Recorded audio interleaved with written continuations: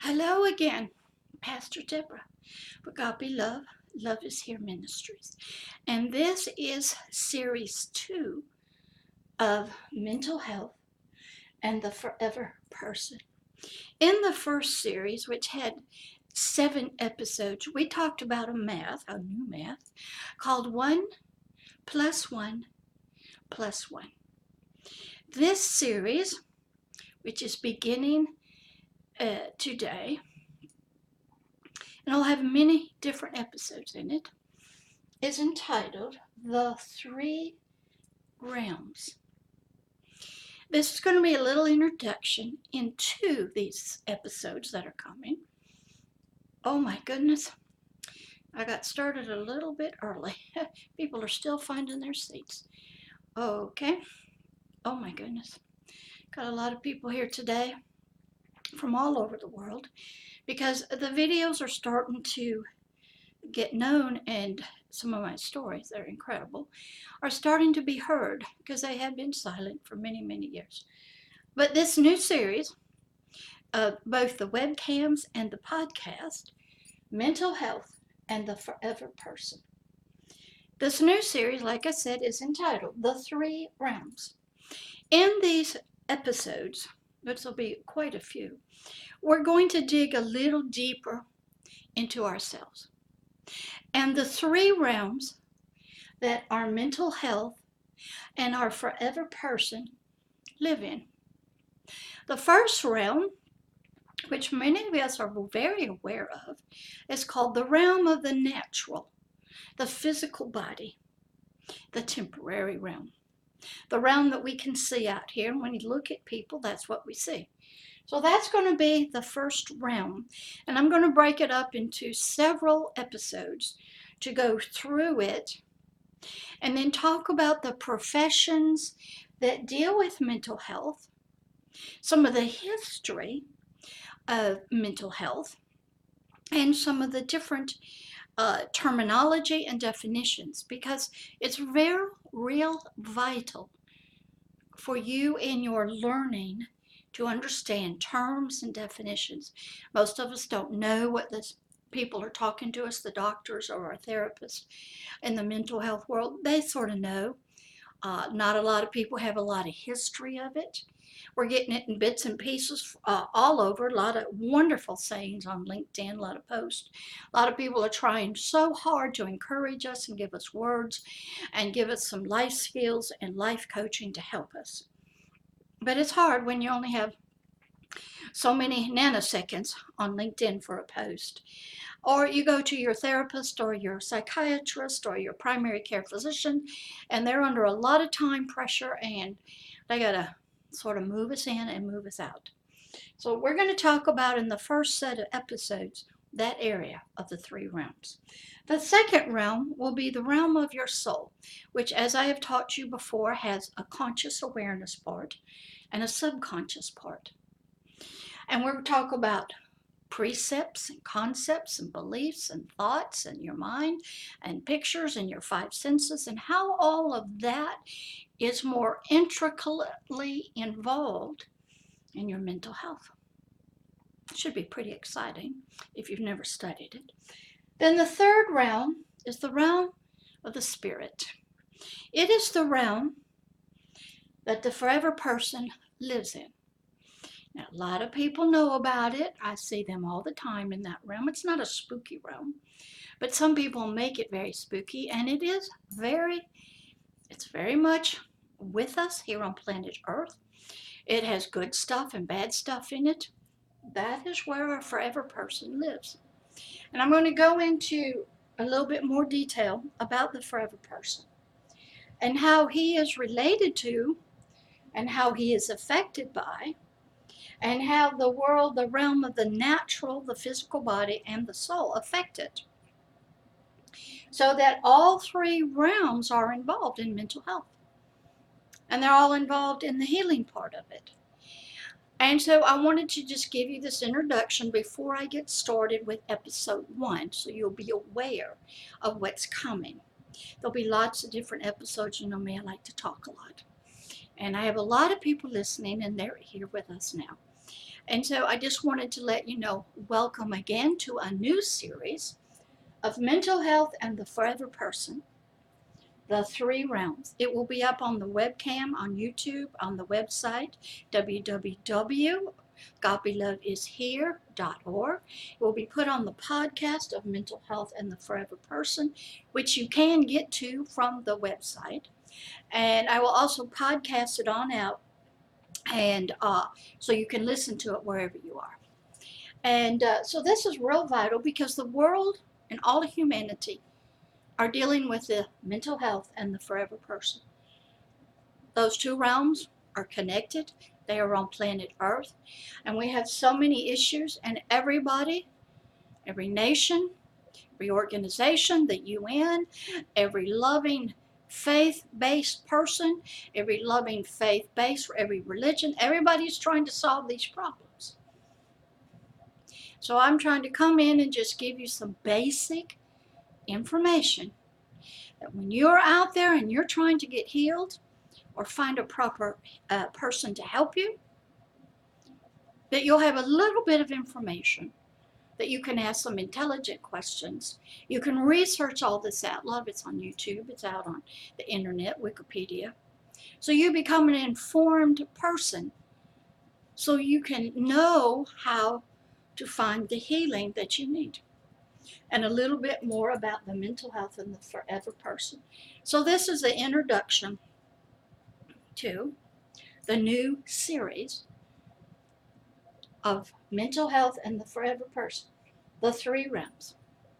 And they are, again, that's right, the natural realm, which includes the physical body, that is correct, and the mental, emotional realm, that is correct, that deals with the soul, it's conscious, and it's subconscious, and the realm of the spirit, yay, that's right. So we're going to be going into those in more detail. I can't take you right there, jump you off and throw you into the deep end of the pool where I live most of the time, because it takes a lot of work to get there. You gotta learn to swim, you gotta learn to bob your head under the water, hold your breath, all kinds of things before you can get a lot of realizations of what's going on. But welcome. I hope to get this up today as quick as I can. I am multitasking. Tomorrow, which is Saturday and Sunday, I will be in 2 days of training on suicide prevention and support group for the community. One of the people that's learning how to help them, because suicide is in every place. It's even in the jails and the prisons. We just heard about a big case about that one right here in America. So is suicide real? Yes. Is it happening to in every nation and every culture? Yes. Is it happening to every profession, men, boy, children? Yes. I have known 5-year-old kids try to kill themselves. No, you don't. If they come out of heavy-duty abuse, they will. So this is the introduction, the three realms. I hope you enjoy it and hope you come back. Love always and forever, Pastor Deborah. Look at the board, bank your notes, get you a new notebook or tablet or whatever you use, and make the notes. See you in a bit.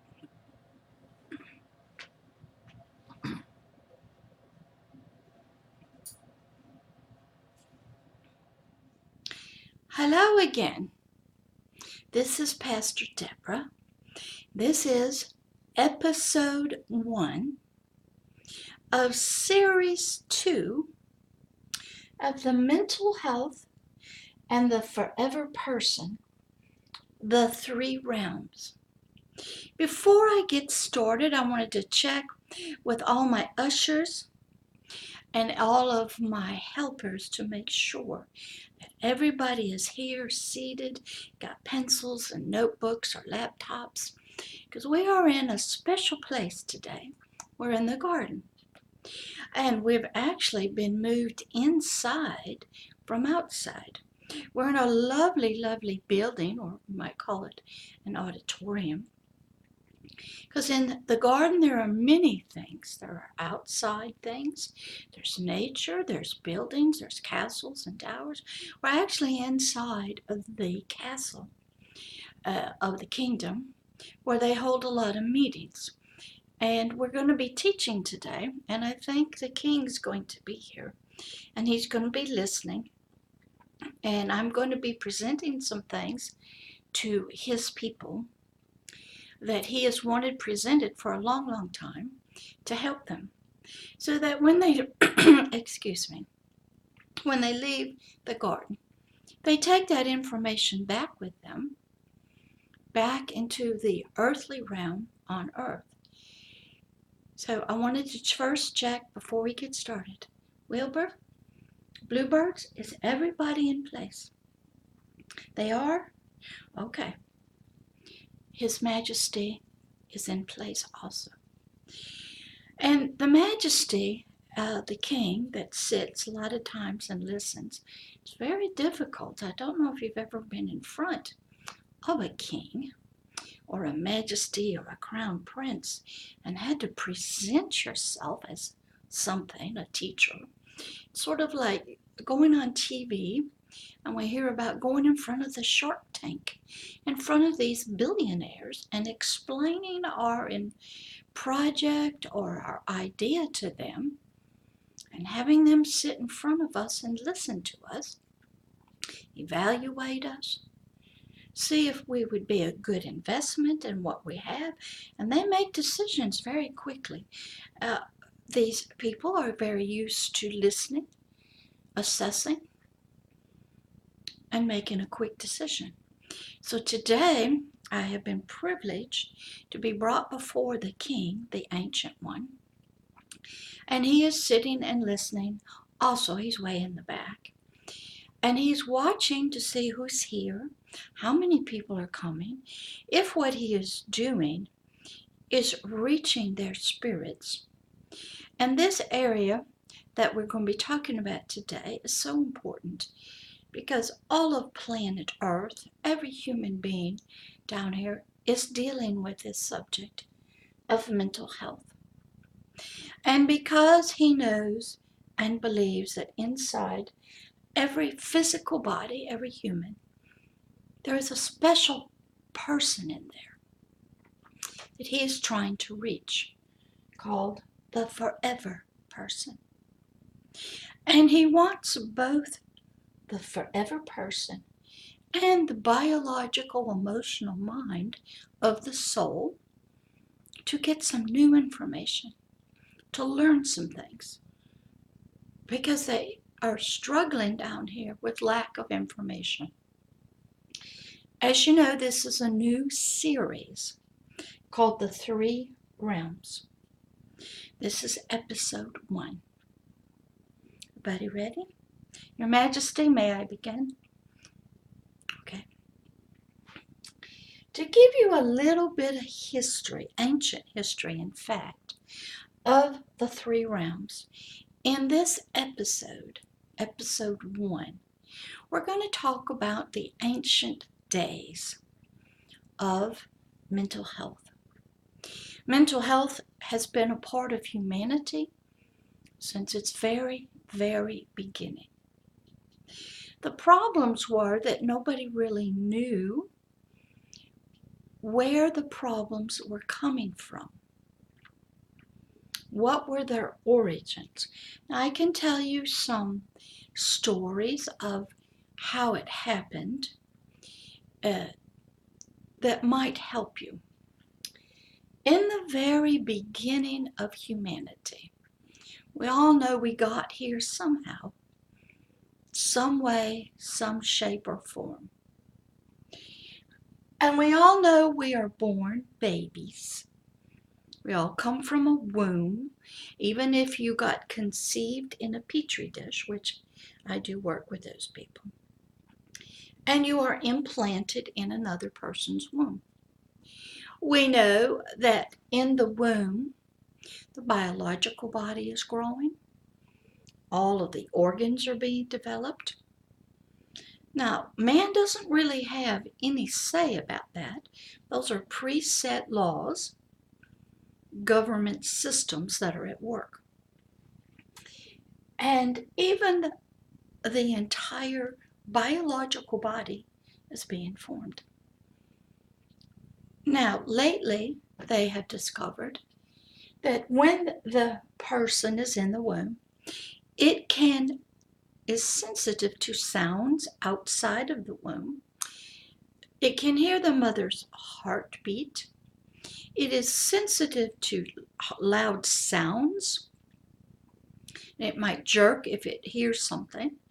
It can be hurt if it's hit or kicked. It can be actually certain chemicals can cross through the bloodline, through the placenta, to cause some damage. They also know that the sperm and the egg that came together, that in those DNA of the sperm and the egg, there's genes that go back to the very beginning of humanity. They're discovering now that there has been gene mutations. And there are some genes that work just quite fine, even under a lot of stress. And other genes go into remission, and they skip several generations, and you don't see them come along until a certain generation. We know that everything, the color of your eyes, the color of your hair, your body size, your body parts, whether you have arms or legs, it's all through genetics. Now, back through time, we did learn that if the mother they had cases of this, where mothers would take medicine because they were so nauseated because of the biological changes in their body, actually caused the biological body of the baby not to grow correctly. And for many, many years, little babies were born without arms or legs. Now, a lot of people are still born without arms or legs, but the mother took no medicine, and they're looking at is something happened in the gene profile that caused some genes to turn off or to turn on, not to grow, not to develop. Something happened. So we know that. The scientists know all that the genes, the DNA, generations past, mutations, genetic altering has caused many problems. Then we know that there are some babies, even their biological brain is not fully developed, or it's overdeveloped, or something's wrong. So even from conception, or even before conception, with the sperm's DNA and the egg's DNA, there can be defective genes or genes hiding in remission. But they have learned throughout time that certain genes carry certain biological things. Sometimes a mother's side of the family carries a gene, and sometimes the father's side. I can tell you about me. I was born from a mother, of course, and I had never had any wisdom teeth. And my two incisors right here did not have them. She did not have them, and she told me that if I had a biological girl, the genes would, through these females, they would not have the wisdom teeth or those two teeth next to the big teeth. And so that was genetic programming that was occurring. We know in hemophilia, sometimes it's passed through a mother, sometimes it skips a generation. If you study ancient monarchies, you'll see how their hemophilia was passed through the females. So there are certain diseases and genes that do affect the mental health of a person. Now, there's a lot of scientists studying the DNA now, but back in ancient days, before science really came about, they knew nothing about genes, except they had some ancient stories. And some of our wonderful, wonderful people who study, quote, aliens and watchers who came to Earth, and they study the pictures on caves that look like aliens came down here and helped humanity. There are stories out there that somewhere along humanity's history early on, that some aliens from somewhere came down and they intermingled biologically with a human. And because these aliens were maybe called angels, watchers, superhuman individuals who had taken some type of human form, and their DNA was so powerful and so big, when they had sex and they married, I don't know if they married them all, a female, the children had extra powerful DNA in them. And they became giants, is what they're called. I think they're called Nephilims. And we still see remnants, if you believe in that, around where there are people who are maybe almost 7 feet tall or taller. And for some reason, they seem to have be way on up there above most people. And what they believed from that was the DNA of the female or the human race was altered and changed to this alien's DNA. And a lot of people believe that that DNA brought in not only biological changes, but some emotional changes to the mental health. It was believed because these people were taller biologically,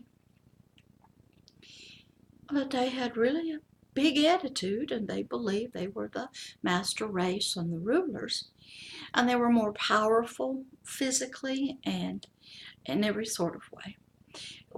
Eventually, they would call these anomalies in height giants. We've read a lot of storybooks and fables about Jack and the Beanstalk, giants, and they seem to always appear to be very ignorant people, not very smart. It's like they biologically developed, but their brain didn't. So we have that in our history. We also have some ancient stories about what sort of started off as a good mental health in the garden with a couple that were the first couple. A lot of people call them Adam, which means dark earth. And then the helpmate that came along was called woman. This helpmate woman was designated by Adam to be a helper in the flesh and bone to him, never to be a spiritual helpmate. Well, after these two did something against their God and kingdom that they were from, they got kicked out of this beautiful garden. Everybody's heard the story. They lost Atlantis, so to speak. And then that woman got a name called Eve. And Eve actually means the mother of all living. And at that time, the only thing that was really living was biological, emotional, mental health, and the spiritual connection was cut off. And then we see shame come in, fear come in. So mental health issues, we'll call them disorders, lack of peace, started way back then. When this couple did something they weren't supposed to do, they became afraid of sort of the authority of the place they lived in, maybe like the landlord. And they became full of shame. And they tried to hide, cover themselves up, pretend like it didn't happen. So mental health problems came in right there. Then when they got kicked out of this beautiful home and place, they felt rejected. They could look over there and say, we used to live there. Now they feel abandoned, rejected. Well, they do the very best they can out in a cruel world. They have to work very hard to bring forth fruit and plants. A lot of rocks out there. Eventually they have another child. His name was Cain. And he grew up outside of this beautiful place. He grew up with parents who still felt ashamed, who felt dishonored, who felt fear of death all the time. And who lived in this harsh condition. Well, then another brother came along named Abel. They both grew up. I guess they had sort of a normal childhood. Doesn't really say. But somewhere along the line, Cain decided to be a farmer. Went out and did a lot of work. Grew the fields, planted things that grew. And Abel decided to be, call him a herdsman. He herded goats and sheep and watched over them, made sure they grew, took care of them. And of course, back then, the only food you had was plants or animals. So Abel, they would raise the little ones to kill them, to eat them. But somehow there was something taught by their parents, this Adam and this lady named Eve, that when they did something against this landlord that owned this garden, he did something to help them, to cover them up, because they had lost some beautiful light and glory, to help them in their mental health problems of shame, dishonor, and their guiltiness and their fear. This landlord, who had wanted to be friends with them, just walk around and talk with them, he actually went out and killed some innocent animal, probably from where they were living, skinned it, and covered these two people up with the skins of this animal. Because now they could see their physical body. They were ashamed of it. They had lost all their beauty and glory. They lived in fear of death now. Mental health came in right there. They were kicked out of their only place they knew, out of a place of peace where they didn't have any fears and worries. And everything that was prophesied and said about them, that they were to be masters and kings and rulers and dominate the world, it all went away. Sort of like the story of Atlantis. You all hear about it. Believe there was a master race, very smart, intelligent. Something happened. Disappeared. And everybody's looking for it because something in us says we're supposed to be like the Atlanteans. Smart, master race. And that's how we were originally. So, now we have Cain and Abel. They're outside of that wonderful homeland, that peaceful place. They've lost their glory. They're full of shame. Fear of death, well, you might call it anxiety now. Depressed. Can't go home, can't find it. So Abel raises little sheep. So it was time to do some kind of sacrifice to the landlord, this God, whoever this was, that boys did not know, never met, but had heard about him through the parents. And I'm sure the parents in their now perverted mental health, perverted vision, aren't going to really tell the kids all the details of how they got there and what they're thinking. Not sure, they could have. But they did tell them that how you please this God or this king or this master of this place that we want to go back to is you have to kill an animal. And that's what makes him happy, because he did that for us. And that seemed to appease his anger towards us. So if we kill an animal, sacrifice it to him, that will appease his anger. And we will get some kind of blessing, some kind of peace, cooperation with him. So that's what Abel raised little sheep and goats to do that. So it's time to do the sacrifice. And Cain, the oldest son, he worked hard, raised the crops, gathered them up, took them to wherever they did their sacrifice, presented them to this God that they did not know, to this system, this landlord they had never seen, as an offering. And Abel went and killed a little sheep or a goat and brought it. And this guy, this God, this landlord of this garden, who their parents had told him, was very angry because they had screwed up. This is what he required. Now, the mental health and the forever person were both working.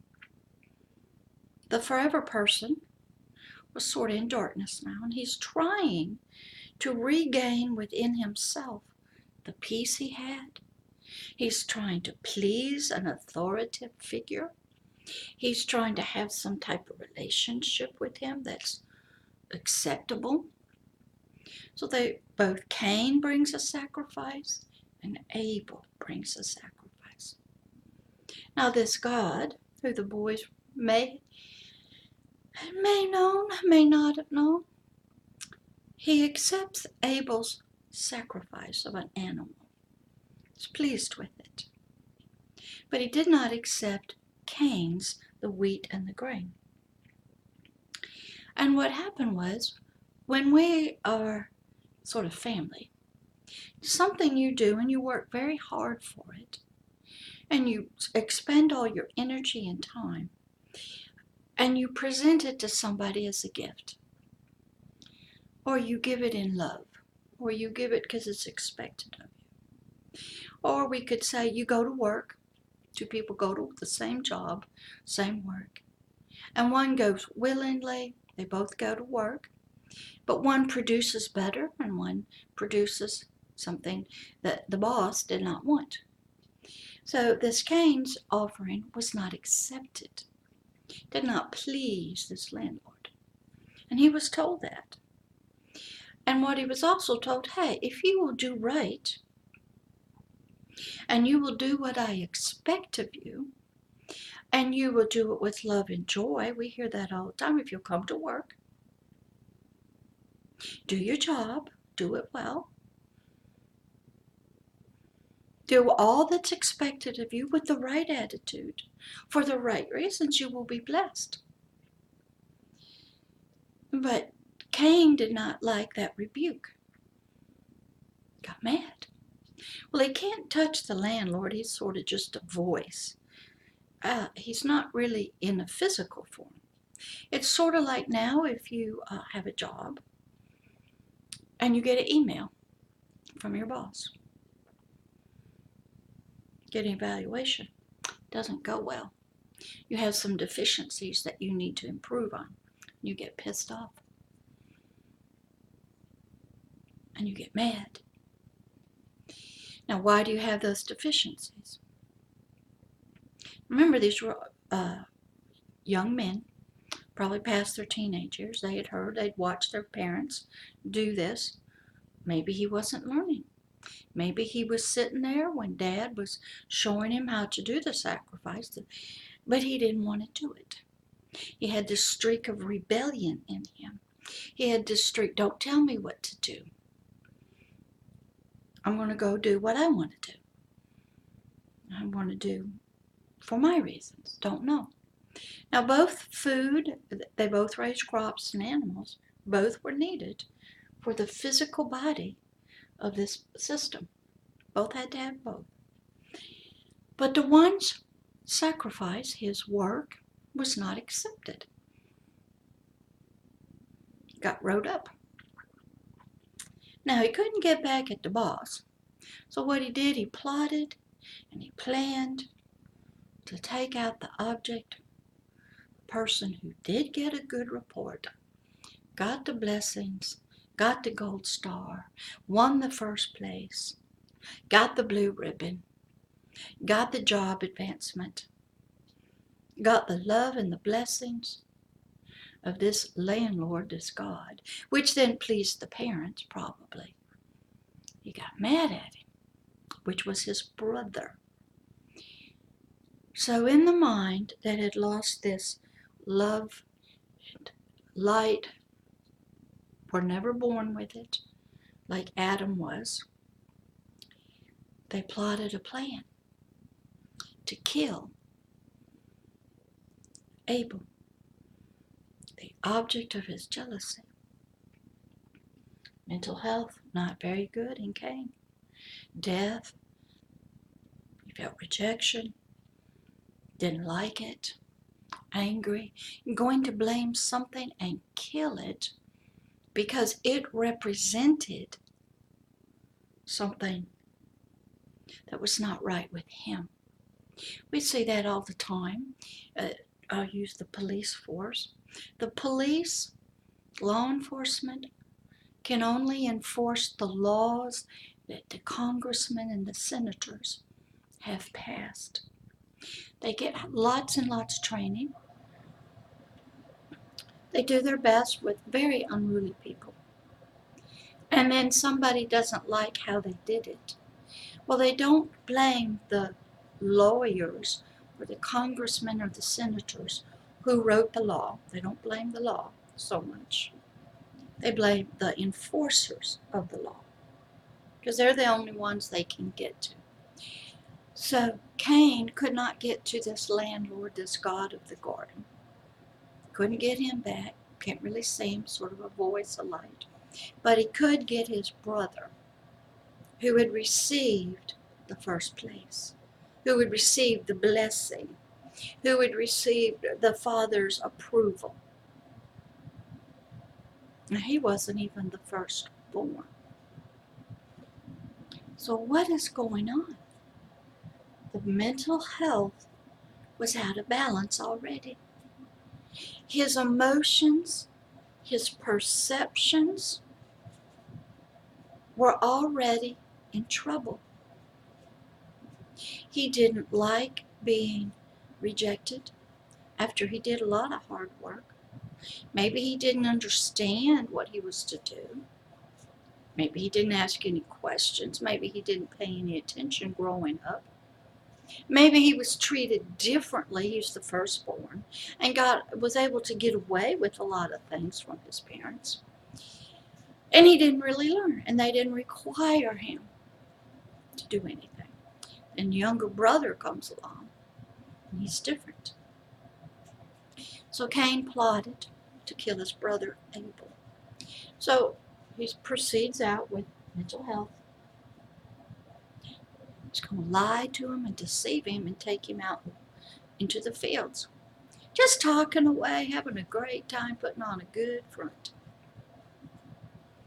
And his whole plan in the back of his head is to kill his brother. The object that got the blessing, the one that this God loved and liked, this younger brother.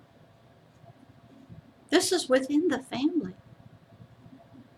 So you can see mental health and a spiritual component was right from get-go.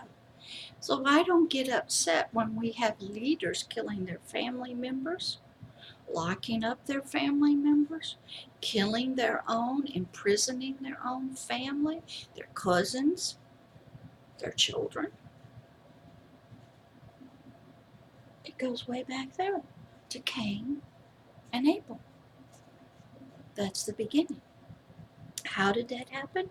They lost this place. They lost the light within inside of them. It's called a governor from this landlord or God of a kingdom that would help guide the forever person in his mental health and making good decisions. We all see it when we're little children and little kids say, do something they shouldn't do. We swat them on the fanny. We give them a stern look. We tell them no. We are trying to train them, their mental health, their biological brain, their emotions, their senses, to learn. So that when they become grown adults and they will be held legally responsible for their actions based on their decisions, based on their beliefs and concepts, they won't make mistakes. They won't break the law. They won't be unrighteous. They won't hurt people. And so parents, their job is to train a child up in the way it should go with the right beliefs, attitudes, and heart and education, so that when it leaves home, becomes an adult, it has all it needs to be a functioning person in society, raise his own children correctly, pass all this good stuff on. So mental health was vital to the growth of a child. And in that, we learned in other episodes, it involves our five senses. It involves what we hear, what we see, what we taste, what we touch, uh, what we smell. So back here, the very first mental health patient, if you want to call it that, issue disorder, family domestic violence, first murder, first lying, deception, psychotic stuff, was done in this early family. Cain's heart was hard. It was jealous. It had gotten a rejection. Worked hard out in the fields, but it didn't bring what was required, so it got a bad report. Didn't like it. Didn't like losing the race to his younger brother. Got pissed off. So when you're the firstborn, you're used to being the top dog. And when some younger brother comes along that sort of does it a little better, gets all the love from the parents, you get jealous. So here comes jealousy. So what happened? Murder got conceived. Through deception, the plot began. Cain took his brother out in the field, it says. Just talking, having fun. We see it all the time now on the internet. You meet somebody in a bar, we're talking to you, but deep inside, they got some other plans with you.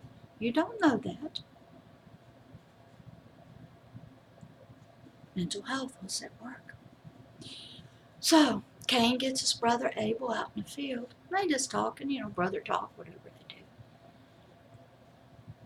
And Cain reaches over, picks up a rock, and hits the head of his brother several times and kills him. Leaves his body out there in the field.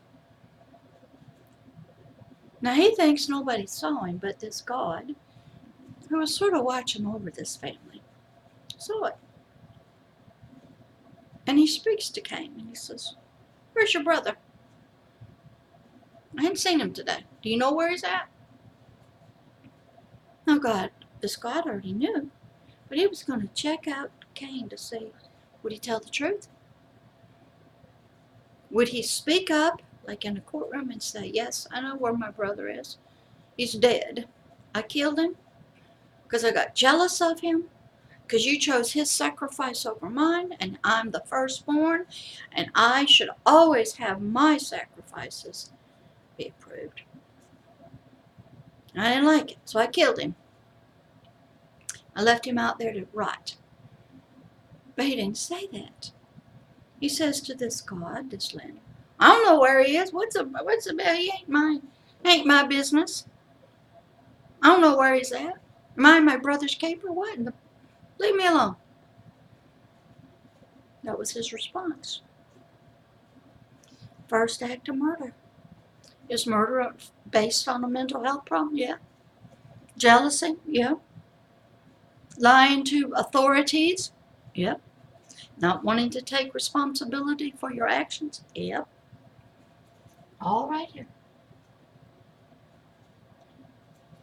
All conceived in the biological brain, in the mind, in the emotions.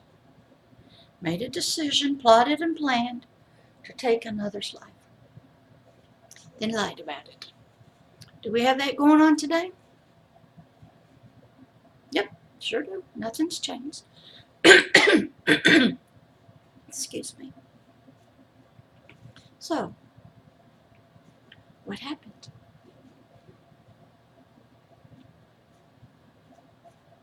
Anybody know? Oh, you haven't read this. Okay. So Cain tries to run away from this inner voice. Most of us would call it our conscience, speaking to us. You just lied. You need to tell the truth. Get it off your chest. But he wasn't going to do that. He wasn't going to take the blame for something he did. We see that. So he starts running. But he knows he did something wrong. He knows he's guilty. But he runs. He escapes. And he's just running. And then he starts feeling the weight of his lies, his murder, his hatred of his brother. And he just falls down and he goes, this burden is just too heavy for me. I can't stand it. I want to die. And wherever I go, everybody's going to want to kill me because I've done something bad. And they're going to find out. And I'm going to live in the fear of death everywhere I go. I can't trust anybody. Because if they find out what I did to my own brother and why I did it, they'll kill me. So this was so heavy within his mental health. It was driving him nuts. He couldn't stand the pain that was going on the inside of him. Because it's like he knew right, he knew what he did was wrong, but he couldn't help himself. His mental health was out of balance towards his own brother. Didn't love his parents enough to talk to Dad. Wouldn't take the correction of this voice, this God. So he runs. Runs from the police. Runs in the car. Runs from authority. Runs from being judged. Runs from prison. Then he fell into a thing and this voice had to tell him, okay, you feel everybody's going to kill you. I'm going to put a mark on your forehead. When anybody looks at you, they will know they do not have the right to kill you. Only I do. Only I, your creator, the one that set the rules, that's talking to you now. Only I have the right to kill you. If anybody else tries to kill you, then they're going to have to deal with me. So Cain gets some kind of mark, probably spiritually. And he runs off from home, gets away from mom and dad, takes one of his sisters, we believe, because by this time, we're thousands and thousands of years, there wasn't really any viruses active, and they lived, I think his dad, Adam lived 900, maybe 1,000 years. So he had lots of brothers and sisters, so he took one of his sisters with him, and she became his wife, and they had kids. Could you imagine going into a marriage with a sister or a niece or a cousin who sort of knows but maybe doesn't want to believe this about you because they're looking up to Big Brother? And you take all that inner stuff with you, all your mental health issues, your feelings, your emotions, your guilt, your shame, your fear of death, into that marriage with you. Do you think that affected the biological genes? Mm-hmm. Sure did. A lot of research now is showing us that your emotions can affect your biological body. There are stories about people having stomach ulcers because they're under too much stress. When you get under stress, cortisol and other hormones are released. And if you live in toxic environments with toxic situations and you try to eat, you will develop, not in everybody, but you'll develop biological, physical symptoms. Your body, your biological health is directly related, they found this out, to the health of your mental health. So if something is out of balance in your mental health, your emotions, your hormones are not in balance, You got unforgiveness, bitterness, anger, jealousy, hate, all roaming around up in here. Chemical, electrical. It will come out through hormones. The genes will be messed. You'll hear about radical genes, radical things. In cancer, it's a gene that's gone nuts. Okay. And so the mental health of a person will directly relate to their physical health. Now, a lot of people are not quite sure about this part, but I'm going to throw it out for you to think about. In Cain's case, they had lost the forever person. He was still there in Cain. But they had lost this beautiful light on the inside of them. It's called the governor, the kingdom. He had lost connection to this voice, this God. It's called the spirit of life. When Adam disobeyed and ate of the apple, the whole forever person became a rebellious territory. And this wonderful light, this governor, this law, this had to leave. So by the time that Cain was born, he was born without that light. He had no connections on the deep inside of the forever person, guiding him, teaching him, talking to him, shining rays of light to the soul, to the mental health, that would then shine on out to the physical body. So we had a mess. Now, in mental health and the forever person, they are connected. They are intersected. And so in this first one, we're just sort of getting a history of how mental health got started in the human race. Where was its beginnings? Now, in the other episodes, I'm going to take you back to the Greeks, to India, to Rome, back to Hippocrates, back in the BCE days, back in the early 1800s. How did we get to where we are today? How did this all come about? Right now, you get a good foundation that humanity didn't get started like this. When they were in the garden, it was pretty good. And that's what everybody's trying to get back to, that place where there's no fear of death, there's peace on the inside, there's peace between brothers, Cain and Able. Now, later on, I'm going to get more into Ishmael, which happens to be all of his children are the Arabs in the Middle East, and how their relationship to Isaac, which they don't know about, both same father, Abraham, sort of like this guy, both Cain and Abel had the same father, Adam. And how family relationships caused a big problem, and how they're just mad at each other. So we need a lot of family reconciliation. But the first mental health was seen way back then. And it didn't get any better. Now, there's no doctors, okay? But there was jealousy. There was anger, disobedience, lying, killing, murdering, covering up your butt, not liking being rejected. It started back then. So we have to go back to see our roots so we can come forward. And we can learn from that basic place. We see it back in some of the ancient histories, all the wars between people, the killing, the slavery, the child abuse, the lying, the cheating, the wars between nations. Where'd all that come from? First started with Cain and Abel, and it magnifies itself.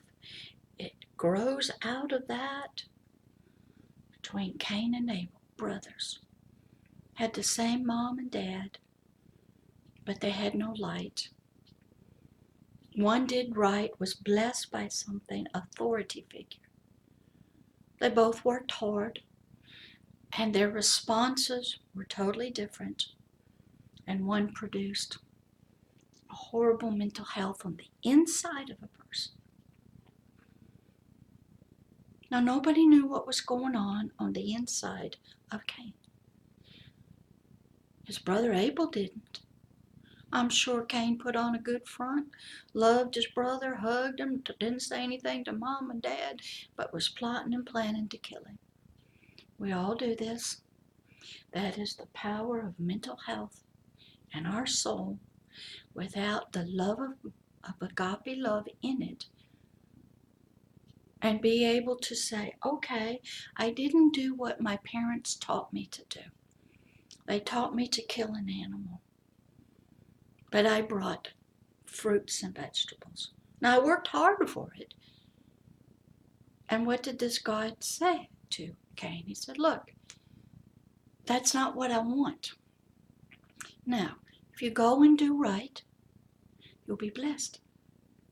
So he was told how to correct himself. And we've all been there. We've all been told, go and study again, take the test again, and you'll get the accolades, you'll get the pat on the back, you'll get the love you want, you'll get the acceptance. Okay, you didn't get it right this time. You didn't get first place.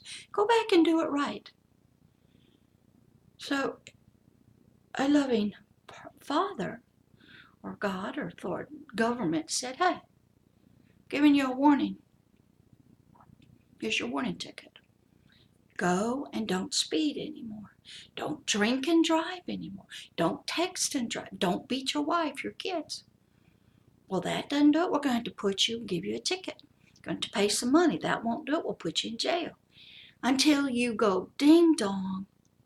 Somebody's trying to help me to correct my behaviors that are coming from my mental health from inside of me. So Cain was told, if you'll do it right, and you bring me the thing I want, I'll bless you. But he got pissed off. And he goes and kills his brother out of jealousy and greed.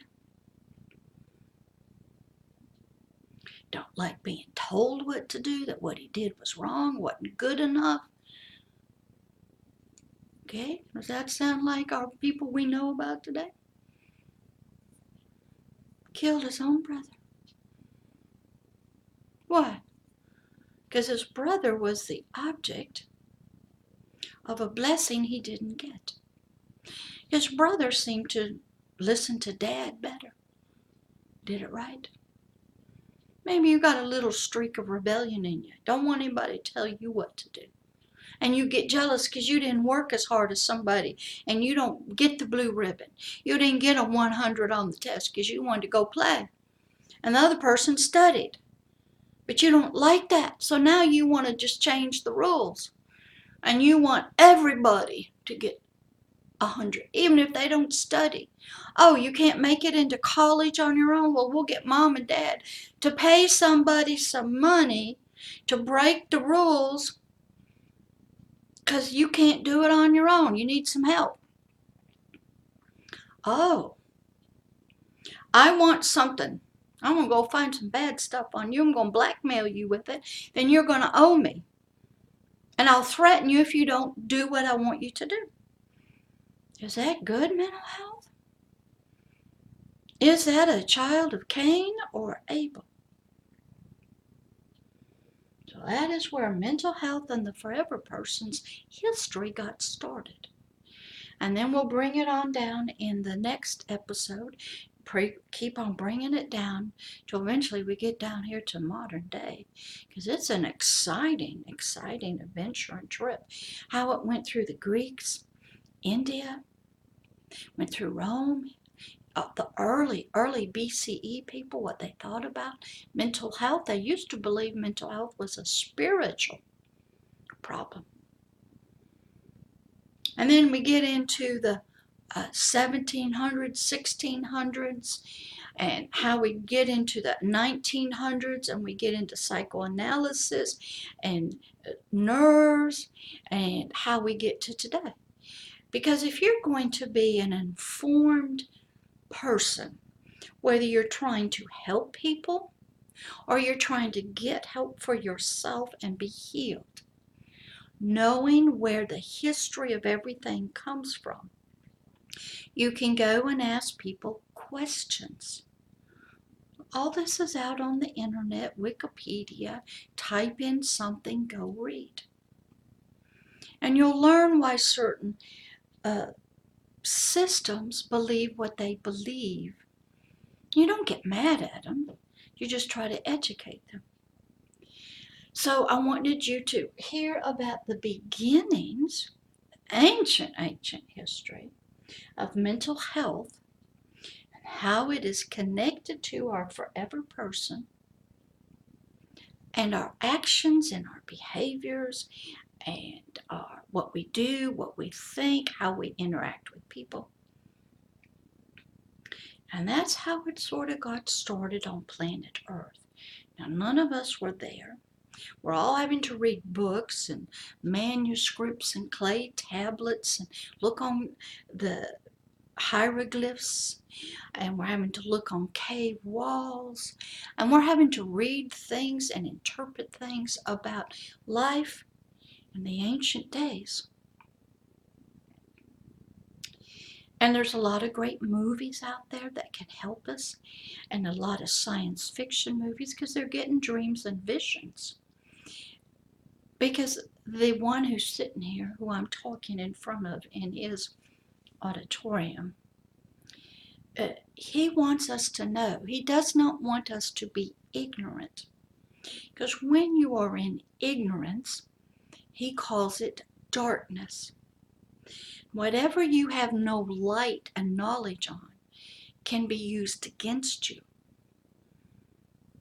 That ignorance can be a weapon, a snare, a pit that you can fall into. So he is a person who believes in knowledge and light, information, and providing long ancient histories that have always been there. But as we know, like if you go and study over in Egypt, the tombs, they got covered up by time, by rocks. You got to go digging. And then when you do find something, you don't know what it is. You got to clean it up, do some history and research. We didn't know what the hieroglyphics were telling us till we found a stone that had 3 languages on it. There's some we don't even know what they are. We just got a handprint in a cave. What are they trying to tell us? We got languages that just look like stick figures. What does that mean? Now, if you study all of the countries and nations of the world and you study their religious books, their spiritual books, talk to their historians, we all go back. We're all going to get back to the ancient Greeks and Romans.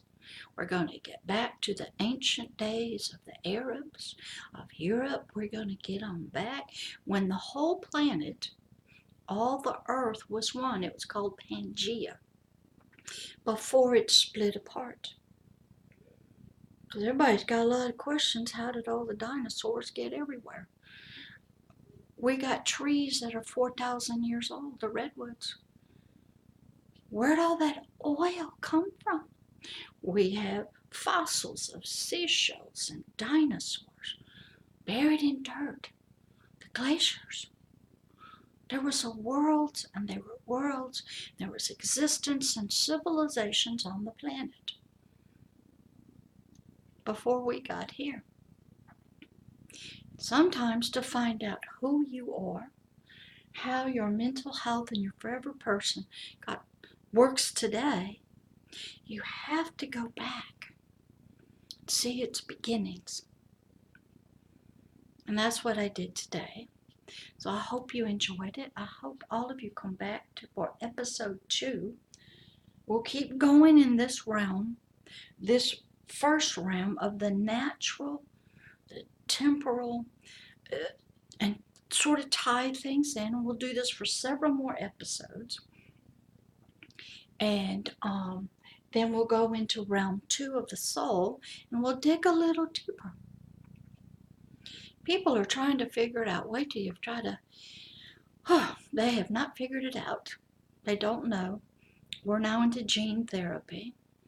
Okay, but they're causing it. We're into all the biochemicals of our thing, in our nerves, everything. They don't know what causes PTSD, the dreams. Uh, what causes all these memories to come back? How are the memories stored? How does somebody lose hope? What part of us loses hope so we want to commit suicide? What is going on? But at the same time, if somebody has a near-death experience, they discover another part of themselves, the forever person. And that is strange. We hear a lot of stories about that. Well, what is that part? How does that relate to us? But right now in this series, the 3 rounds, we're just going to get a sort of an overview of the history, terminology, how some of the things came about, and bring us up to today. So we have a better knowledge and understanding for ourselves. So I hope you enjoyed it. I hope everybody comes back again. I'll try to get this on up today if I can. I have to do some work. I'm trying to work on a thing for Rachel Grant. My 3rd installment called The Ruby Slippers, about healing the dreams of a broken heart through the movie Wizard of Oz. So enjoy. Love having you, and come back again. Pastor Deborah.